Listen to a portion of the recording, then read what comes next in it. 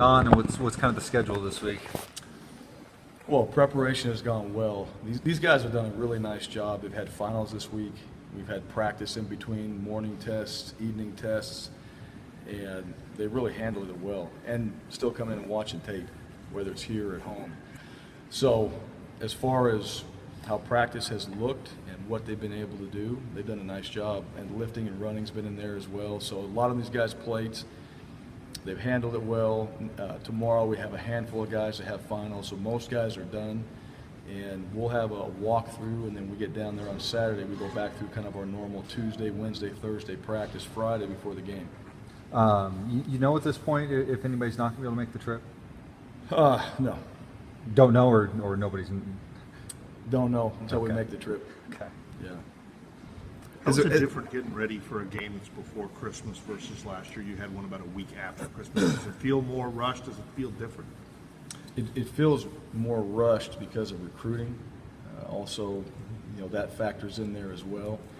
So when you play after Christmas, that goes into a dead period in recruiting, and now you have really just time to focus on football and less distractions, when it comes to being away from the players and all that. So, yeah, the last couple of weeks we've been on the road, and these guys have been lifting, running, preparing for finals, and we come back on the weekend and have recruits in at the same time with practice. So our coaches, they've done a great job. Our players done a great job of focusing when we're out there on the field and really getting something out of it, which to me, that could be something that would be disastrous if you don't have that. And I think these guys have done a great job.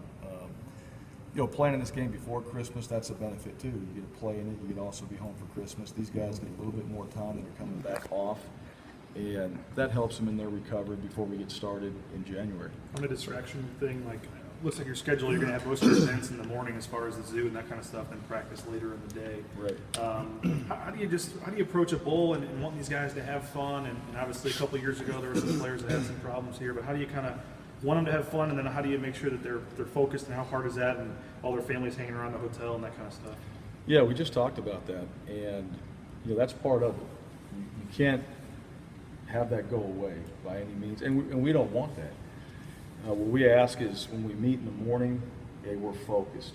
Everything about that meeting and our attention is on what the coach is saying, what we're seeing on the film, what we have to get done for that day. When we go to SeaWorld or we go to the zoo, enjoy that. It's all about focused on that, enjoying that experience. We go to practice, it's refocusing back on practice. In the evenings with families around, enjoy it. At the same time, as we get closer to the game, there's curfews, there's things that we have to spend time on in the evenings, whether it's film or visualization, whatever that is, to prepare to get ready for the game. Ultimately, the main goal is to go there and prepare for the game and win. At the same time, take advantage of all those opportunities we get by being in Southern California. And it really goes back to not just this moment, but what we talk about in our program. You have to be able to do that. And whether it's school, football, life, whatever it is, it just applies now more to the bowl game. And I think our guys last year were very good when it came to distractions that way. I think they handled it, they enjoyed it. At the same time, they knew what the focus was. And I feel like where we are right now, that's the same approach. Yesterday, I saw that somebody asked you about Kamala Correa's future, and last year you had Jay go, and he announced it before the bowl game. Curious, kind of again how that process kind of breaks down, and is it a good thing though? At the same time, I mean, this would be potentially the third year in a row that somebody from Boise State's at least in the discussion of being talented enough to leave early.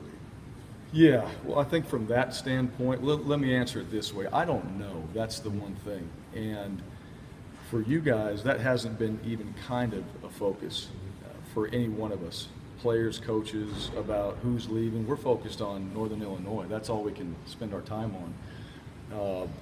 What happens after that, we'll obviously focus on, what goes on next.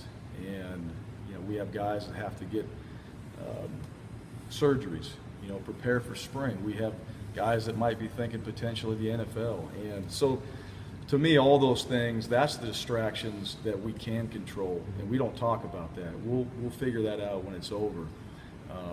The main goal for everybody going into this game, whether it's seniors or potential guys, play well. That's what we want to do. We want to play our very best game that we play. We want to take all these experiences from the season, good and bad, and apply it to that game, and hopefully it shows up, you know, with a win in our favor when it's all said and done. But those are the distractions that we're not going to let hurt us, or we're going to talk about going to the game. So it's all about Northern Illinois. Just to clarify, I mean, there's a report out there that he already had decided he was going to declare that he was vetting agents. I mean, can you confirm that or deny that? I can't. I don't know where those reports come from. It didn't come from me. And if that happens, then you will know from me. And if that means you'll have the truth, I'll tell you that. I don't know how to. So he hasn't decided then? Or he hasn't made a Not that I decision? know. Okay. Yeah, he hasn't told me. Is it nice, though? I mean, like I said, I know you want to keep these guys probably until the end of their eligibility, but to have guys that are in the discussion of coming here and developing themselves and putting themselves in a position to leave early, I mean, that's obviously speaks to points of development here, I guess. Yeah, well, it's, you know, those are guys that are good players. That is development. But again, we'll talk more about that after the game, and I'm sure if that happens, we'll have a great story on it, and that'll be exciting for whoever it is, and we'll address it more then. How do you think he's played so far this year? I know he was dealing with some double teams and stuff like that, but he came in with such high expectations, and stat-wise, at least the numbers aren't where they were last year. But how do you think he's played? I think he's played well. I think he's like a lot of our guys, and I don't, the stats and the expectations, we try to go game to game, and I think he's done his assignment. I think he's played well. I think obviously he's a good player. Take the NFL stuff out of it. He's a good player, and when you see good players on tape like we do, you want to try your best to neutralize them. And he's probably seen more of that this year than he did the year before. Doing sort of Darian in his career here, and Yeah. you know, I guess He's definitely coming up. All right? So we can talk about that. There's no doubt about that, and we've talked about it, so we're good there. what has he brought to this program that's really going to remember about him and what he's done here? I actually got to go spend some time with his high school coach about 2 weeks ago, and I learned more in 2 hours about him than I had my entire time with him. He's really, his opportunities he's taken advantage of, and where he is right now. He's a father. He's a career leader in our conference. He's an impact person on our team. He's going to have a chance to play at the next level. I don't have enough time to really get into it, and I probably couldn't put it all into words right now. I guess when I left his high school, I really felt like an appreciation for this guy who's in our program. Wish I had known this 2 years ago, or when we first got here, about him, but he's made a big impact. Because the thing about him, he approaches every single day with a business-like attitude when he's out there. And it's what J.J. Watt said, you only have a certain amount of time to play this game and take advantage of it. I think he does that every time he's out there. You get, presumably get Shane back if nothing has changed. Shane will be back. What can you get out of him at this point? How important? I mean, it seems like most of these guys who've gotten hurt late in their senior years haven't gotten to really come back and be a full participant in the bowl game. How big of a deal is that to get that one last game? Well, I think for him, it's huge to come back and play. You don't want to finish that way. For us, he's a playmaker. So to have him back out there, he looked great, practiced well. So it's big. It's big for everybody. There was a lot made about going under center more in the San Jose State game and kind of how that helped with the downhill running for Jeremy. Were we kind of was there too much made about that when you look at just how that affected that game? And it sounded like Jeremy said he liked it because he can get downhill faster, and that there may be more of that in this game. I'm just curious. Yeah, I don't know. I mean, I think when you ask those questions, what are you going to say? I didn't like it. Yeah.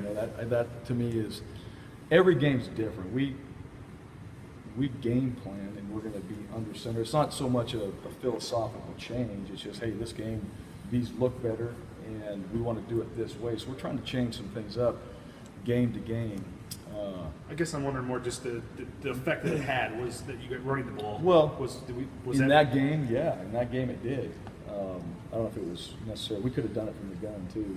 That's the one thing. We could have done those same plays. We just chose to change it up a little bit and let Brett get under there and come downhill on a few runs. I do like that, and we'll continue to build that way and go back and forth. But as far as do we have that as just one way of doing it? It's not that way. But with graduation on Saturday, I know a couple years ago the Hawaii Bowl guys weren't able to stay, but the way the schedule works, you guys are able to let these guys walk, have the graduation ceremony and stuff before you leave. How nice is that? And I guess how cool is that for these guys that get a chance to graduate? Well, it's huge. They get to walk their families, get a chance to see them. That's why you're here. That's the main point.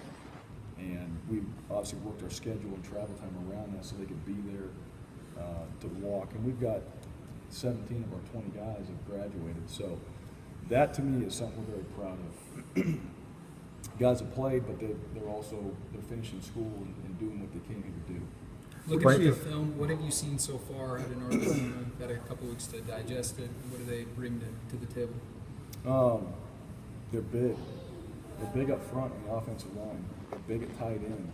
They're big at running back. I think Bryan, their quarterback, with him back in the mix, different team than what you saw the last 2 games of the year. So a team that's won a bunch, really confidence and pride. Defensively, really solid. Bowl game you always expect maybe a few exotic blitzes in there. They don't show a lot of pressure and all that, but they're very good at what they do. And the 2 corners they have might be the 2 best we'll play against.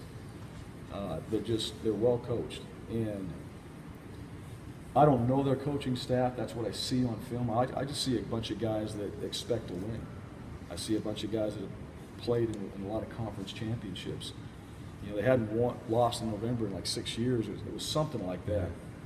So, a very prideful team. And physically across the board, very good. Number 19, their wide receiver, might be one of the best we've seen all year long. So they're very talented on top of having that mentality that goes along with it. You get to play in your number 1 recruiting territory. What kind of opportunities are there? And also, looking at it, it seems like you guys have maybe more San Diego area guys than you've ever had. I'm wondering who's kind of opened that up for you. Well, Rid, Coach Avalos, all of our guys are really in California. It is a big area. There was a question yesterday with their media. Really want to go there and play well. You want to play and win. But California has been a large area for us in recruiting. There's going to be opportunities for those families to come to our game and watch us and really see us live that they may not be able to do at other games. So being down there, being in that area, we're familiar with it, and hopefully playing well and putting on a good show will be a big help for us as we get back out there in January. You can talk about, hey, you remember when you were at the game, or you remember when we did this? You're going to be able to have some conversation pieces based off of the bowl game that we're in. And the Poinsettia Bowl, I'll just say this, I've had a chance to play in the Holiday, the Poinsettia. Both are first class when it comes to treatment and all that. So just the bowl game itself is fantastic for our guys.